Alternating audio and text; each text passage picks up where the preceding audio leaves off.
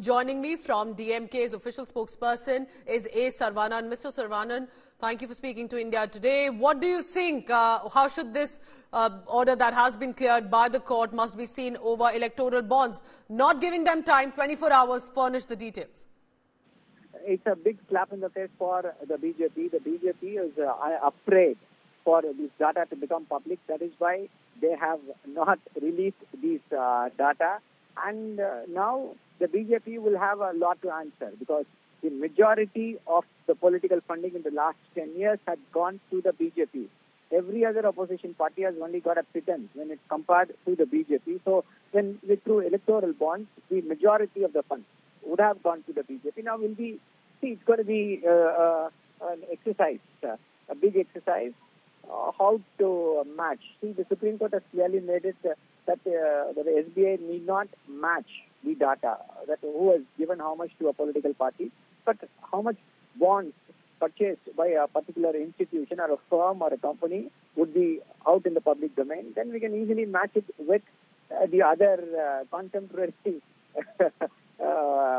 circumstances. Seeing Mr. Saravanan, because yes, that's my added question, that you cannot match. These are the ones who may have bought the electoral bond, and then how many a political party have encashed. So are you going to do a guessing game that he is the donor or that company or a group could be a donor, and therefore you will guess that it could have donated to the BJP or other parties? Because how will you then know what precisely happened in the donations? Yeah, see, that's why I started the discussion with the caveat that it is the BJP which has got the majority of the political funding in the last 10 years. So the majority of the electoral bonds had gone to the BJP. Let us not have any doubts. And we'll be very clear which company has purchased. And that's what I said. We'll have to match that with the attending circumstances, and which we will be able to do it accurately. We know which company would have donated to the BJP. See, recently we had information in the public domain that after raids by ED, CBI and IT, those companies have donated to the BJP. BJP has been using these institutions as an extortionate department. Now, the quid pro quo angle will be very clear after the release of the data. And it is the BJP, the veneer of the BJP of an anti-corruption crusader has crumbled. Now it will be hit for a fix. BJP cannot now come and claim that they are anti-corruption.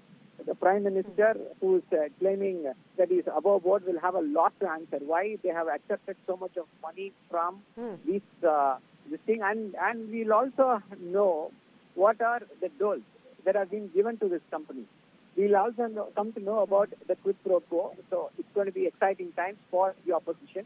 The BJP, which is already at a low level among the... But Mr. Saravanan, I have a question. It's very interesting. Harish Salve, who was representing the case for SBI, said that we cannot match the data. It's too early. Give us time, and maybe by June we'll be able to do so. Don't you think that it could have been wiser to likely wait and know precisely who voted with a match data rather than do a guessing game so soon? See, it is a ruse of the BJP government. Mr. Harish Salve thought he was smart, but the Supreme Court said, enough of smartness. Give the data tomorrow. See, we don't want to match. That's what I said. It's an easy exercise.